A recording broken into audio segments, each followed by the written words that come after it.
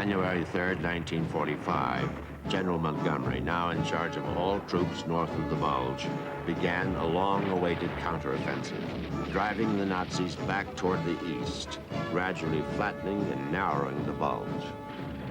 Having relieved Bastogne, General Patton's tanks continued to push northward, his action keeping constant pressure on the southern shoulder of the collapsing German line. Gradually, Patton's and Montgomery's troops moved closer together. Finally, on January 16th, the two armies linked up and together turned eastward to pursue the fleeing Germans. Hitler's once powerful army was squeezed into an ever-narrowing corridor in its frantic flight homeward. The Fuhrer had lost his great gamble. The initial disaster of the Ardennes had been turned into a stunning Allied victory.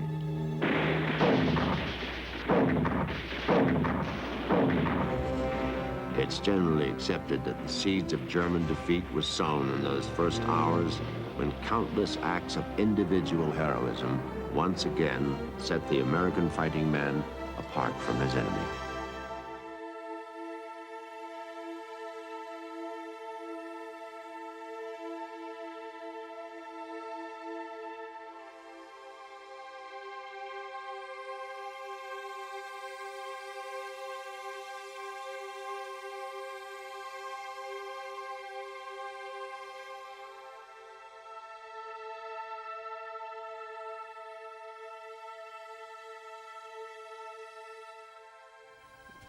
The war and the situation reached a certain point that I wasn't getting any more deferments.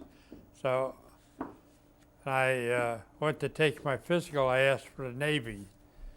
And they said, no, you got to go in the Army. We're only taking truck drivers in the Navy. Can you imagine? I have to be a truck driver to get in the Navy. I took basic training in the Army in Florida. Stark, Florida. It's right outside of Jacksonville. And naturally, as luck would have it, I took the basic training just at the right time of the year to be in Florida, the beginning of July. One time we were, I forget what the heck they call it. We were on bivouac or something. We weren't sleeping in our, in what we called huts.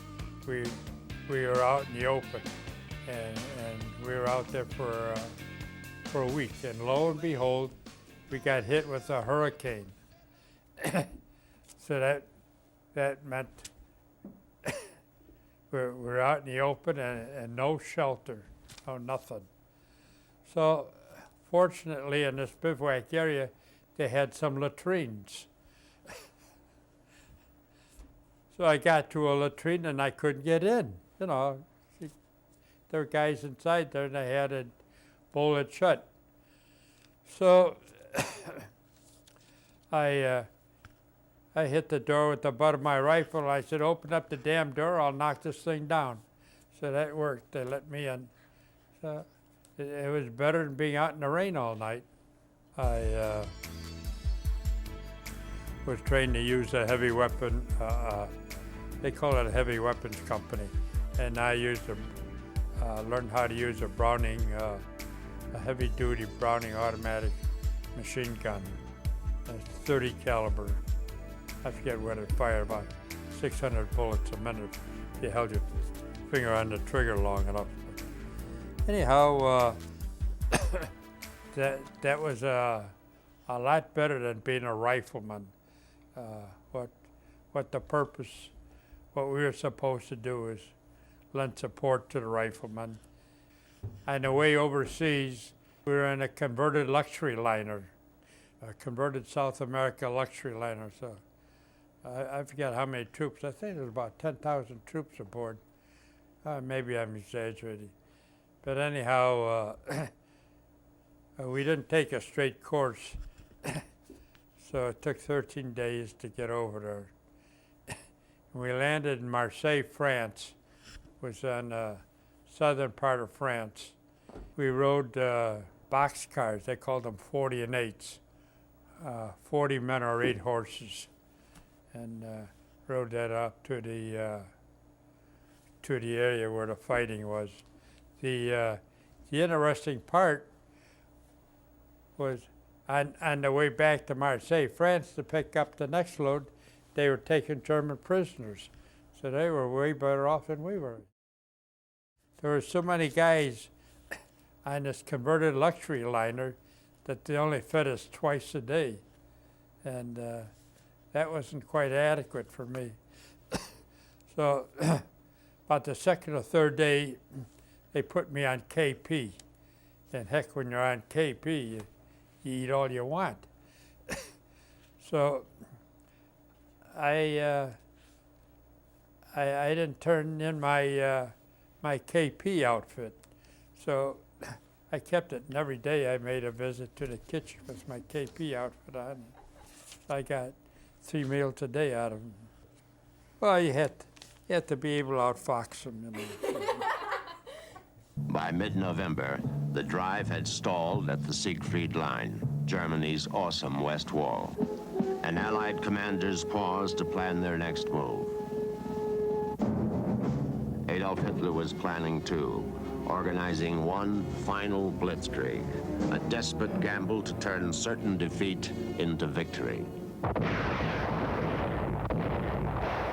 At dawn on December 16th, the Nazi guns opened fire, and 3 panzer armies stormed out of a Belgian fir forest known as the Ardennes to begin the Battle of the Bulge, one of the bloodiest, most decisive engagements of the Second World War. The outfit that I landed in, the 35th Division, had been replaced 5 times before I got in the thing. Through these fields of destruction,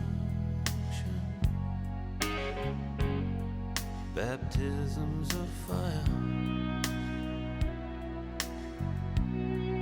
I've witnessed your suffering as the battle reached high. I got in right after what they called the Battle of the Bulge, which was the last major German defense or offense. And I saw some of the damage they did. A lot of guys got killed as a result of that. The first time we were on what they call on the line, when we had to fight, face the enemy, it was in January of '45, and we were in what they called the Third Army. That was Patton's army. This January of '45, as I recall, was the longest month of my life. I might be wrong, but I think we were on the line steady that whole month. Oh, at the time I was 23 years old. No, maybe I was 24. But anyhow, it was pretty rough in January. There's no shelter at all. You're living on the ground. When you're marching all day on the attack, at nighttime, you have to dig what they call a foxhole, to sleep in. After that 1 month in the Third Army, we were transferred to the Ninth Army, for some reason or another, and the fighting was less intense, and we didn't have to stay. We didn't have to stay on the line for a month at a time, maybe a week at a time. It always varied.